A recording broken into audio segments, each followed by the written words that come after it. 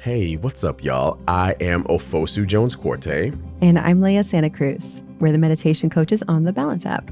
And this is our weekly show, Well Balanced, where we explore ways to live a healthier, happier life. And today we're going to do something new that we're calling This Is How We Do It. This is how we do it. This is how we do it.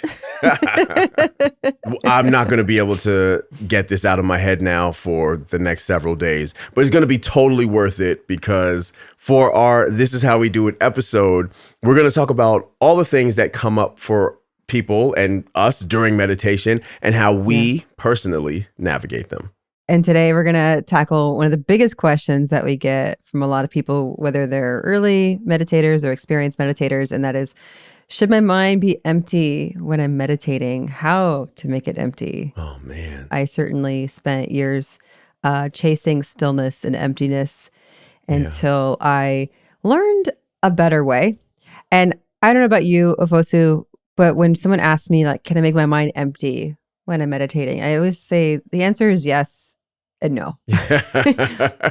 Yes, we can experience what feels like just states of emptiness or peace or the spaciousness between thoughts. Yeah. But then also no, we can't achieve it by will, by straining to achieve it or by taking actions to get there.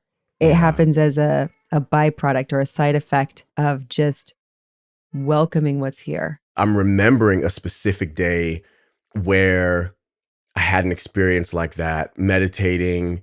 We went to this lake house for a vacation, like last vacation of the summer. And the whole atmosphere was so peaceful. The lake was still, it was just a beautiful, bright day.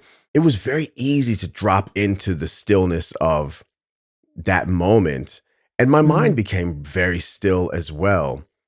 And, for a few moments, I felt that really deep stillness, that deep peace. And it was profound enough for me to have remembered it, to talk about it right now.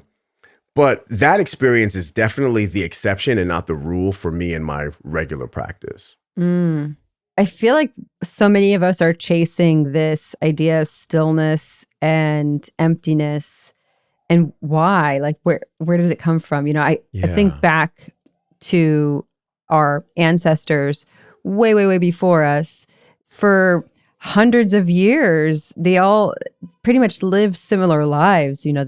Life expectancy was shorter, maybe like 37 years old or something, But you didn't have devices, you didn't have TVs and refrigerators, you didn't have packaged food, you grew all your own food, you made all your own soaps. You chopped wood for the fireplace to stay warm, but they worked from like dawn to dusk. And that was a slow pace of life. And then all of a sudden we have all these rapid changes that have occurred in the last couple hundred years.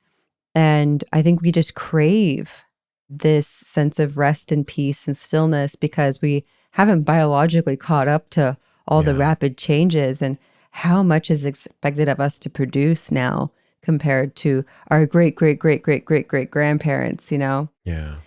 Probably further back than that. Yeah, it's a wonderful and powerful point that you bring up because our biology has not caught up with our technology. And I think what sort of flavors this desire to return to simplicity of mind is our negativity bias also, because it's not like our minds are just rapidly producing the happiest thoughts. Because if that was happening, maybe active minds wouldn't be seen as problematic. But for many people, people's minds are generating a lot of anxious thoughts about the past and the future, and a lot of like self-judgment or judgment of others, and it's not very pleasant. Yeah. I feel like we wouldn't get this question as often if the proliferation of thoughts were just the most beautiful thoughts ever. So the negativity bias that our ancestors have, bequeathed us with, that was serving to help them survive in all those conditions you were just talking about, like just watching out for just natural dangers, probably wasn't going haywire in those times because it's just like, hey, I'm just looking out for predators, sickness, natural disasters, things that are that are devastating, but probably rare. But right now, like you have like 24-hour news cycle, you have, constant Twitter feed, constant social media updates. And so there's just so much processing happening, and all of it with a negative bent that Yeah. just comes with having a human brain. This idea of that we can get to this place of like just stopping everything by force or by willpower, it's setting ourselves up for frustration and for feeling like a failure at this and just giving up at some point. I feel compassion for the young meditator that was actively trying to force his way into states of complete stillness and trying to suppress thoughts and judging myself as a bad meditator if my mind was Mm. really active. Part of it in the Buddhist tradition, you have a lot of language around meditative absorption, like Mm. going very, very deep into states of meditation. One of the words that also shows up in Sanskrit language around yoga and in other traditions, but the word samadhi, which is Mm-hmm. my daughter's name, Oh, which yeah. it points to this very deep level of meditation, meditative absorption, where, Uh-huh. everything else drops away. And imagine what that might be. A lot of times, the people who wrote these texts, their only job was meditating. And it Mm-hmm. was written 2,500 years ago, where life was very, very different And they than right probably now. lived in a religious order, an ashram. They took vows of Exactly. poverty, vows of celibacy. Yeah. They're a monk or a renunciate somehow. And Yep. I think the majority of like meditative texts were written for and by those in the renunciate path, the sadhu. Yeah. And so us living in the modern world and especially have busy lives and, all the women out there meditating nowadays, it's like Right. trying to squeeze into this. It's like trying to give ourselves a lobotomy. We're trying to squeeze into what was designed for a celibate man 2,000 years ago, and Yeah. might not work for us because Yeah. today we have to de-stress all of the images and the issue and the information and the conversations and unfinished business that we've been processing and that we've been holding inside of our literally in our body tissues and nervous system. So it's a huge part of becoming a meditator today is having the micro skill of tolerating the de-stressing process that's happening in our bodies, Yes. which comes in the form of thoughts often, like reviewing what we were stressed about to begin with. Yeah. And so when we recognize, oh, wow, this is just part of the stress relief process and this is supposed to happen, this is actually Hmm. leading me to the deeper states of meditation, then we can actually start to welcome the Yeah. thoughts. And then when we're ready to bring our attention to what we love and just let ourselves be absorbed, the absorption that you talk about.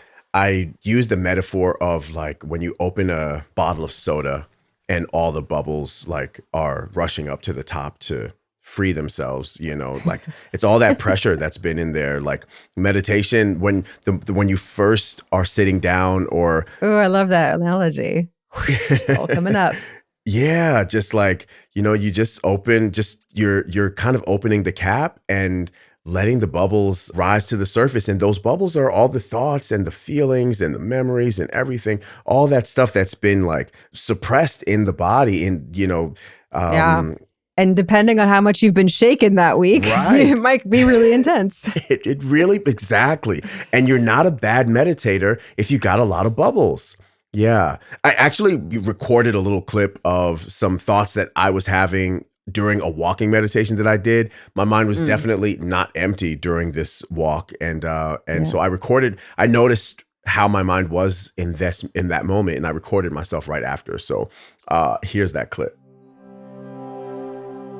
So I was walking to the gym today and doing a little walking meditation. And, as I was noticing each step passing, I kind of got into an existential vibe like, wow, every step brings me one step closer to the end of my life, and everything is passing, everything is changing so rapidly. And, am I living the way that I want to be living? Is my life going in the direction that I want it to be going in? Does my life have direction? All of these thoughts started to arise. So just from doing a simple walk and paying attention to my steps, it definitely opened up some bigger existential questions.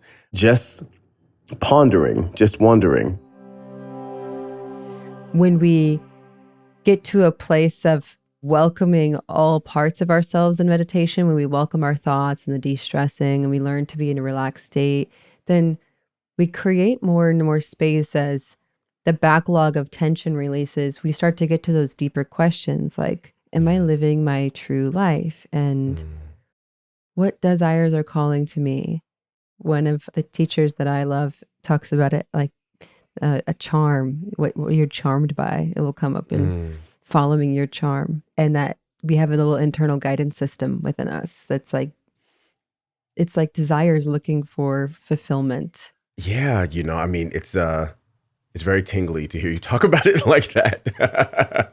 And I know that there was a time in my earlier practice where I would not have given myself permission to let those thoughts arise and process through me. I would have just like noticed that thoughts were arising and just said, nope, you're just come right back to walking. I think it's okay to learn the fundamentals of coming back to your central object. Whether it's the feeling of your feet on the ground, the feeling of your breathing, the sounds, your body sensations. We call it anchor practice, just learning to coming back to your anchors. But once you've kind of got that under your belt, sometimes a thought arises and it's important and it needs to kind of process through, and you hear what it has to say. And if you give yourself the space to watch that unfolding, the process sort of processes itself, and then some quietness can happen. That's where the spaciousness is. Yeah. But it's not by the denial and saying, oh, thoughts. Like we can use that as gateways. But I do think there's an important note you said earlier about so many of us have critical thoughts, and we can't just get rid of critical thoughts by blocking them, by trying to just make them stop. But I think you speak about this a lot, self-compassion and having compassion for ourselves. And then also just recognizing it's like intrusive critical thoughts that are coming on a loop. Sometimes they're just playing. It's like the brain's stuck on a loop in this. And we just have to recognize that's what it is and not believe it. And say, okay, I recognize this is a tape playing on a loop, and I'm going to choose to bring my attention to something new. Yeah. To give ourselves some patience and a break for it versus angrily fighting it, because then we just get really good at fighting ourselves. Yeah, we end up building that skill, the skill of self-judgment and an internal battle. Mm-hmm. And I think remembering why you're practicing, remembering that you didn't get into meditation. Well, I don't know, everyone's got their own reasons, but my hope is that folks come to meditation not to stop themselves from thinking, but to develop a healthy relationship with themselves and a healthy relationship with their lives. And that includes a healthy relationship with the thoughts that arise. And when there are thoughts that are unpleasant or harmful or self-critical, and you speak about this too, what is it actually, what is the thought actually asking you to do? Is it asking you to judge yourself and hurt yourself more? Or is it saying there's an unmet need? I need some rest. I need some nurturing. Yeah. Yeah. So we end up being able to discern even the quality, the believability, the usefulness, or the needs that are met or not met, based on the types of thoughts that are arising. So yeah, I mean, thoughts are not a bad thing. Yeah. End of story. We like how we do it is we welcome our thoughts, we welcome our emotions, we welcome our sensations and perceptions. We bring our attention to something we love to spend time with. We have compassion for ourselves in the process. And then, when we follow what we love and we move the attention inward, we might experience that spaciousness, that rest, that ease that we're craving. Yeah. Now, because I had this pressurized sort of relationship with my own thoughts and just wanting to push them away all the time, I still have that impulse. You know what I'm saying? I still have that old habit of like, oh, there's a thought bad, and the thought police. Thought police, yeah. Yes. And so I've got to make space even for the thought police. It's like there's a thought, there's thought police. Let's just let both of them play their little game, and Yeah, the police need to calm down. Just get a hammock over there, relax. Yes, we're good. That's it. Because I can end up judging the thought police, and then then we start spiraling. So it's like, okay, this is just what's happening in my mind. It's not a big deal, and the part of you that is able to see it all is never tripping about any of it. It's just watching it. So, yeah. Well, I think we're ready to meditate. Me too. Yeah, I appreciate this conversation. I hope it helps me too. Quite a few folks in the way that it's helped me. And it took us both many years to come to these realizations. And so hopefully we're saving you some years of trial and effort. I hope so too. Well, that's it for us for this week. Yep. If you aren't watching this podcast yet, actually go to check us out on YouTube. Yeah. Our channel is called Balance. And we've got a link to today's episode in the show notes. And if you want to get the latest audio versions of our episodes, you can follow wherever you get your podcasts. We are everywhere: Apple, Spotify, Amazon Music, and more. Thanks so much for this conversation, Leah. I really enjoyed it. Yeah, me too. We'll be back next week. Until then, have a beautiful week. Don't forget to be kind to yourself. Take care and peace.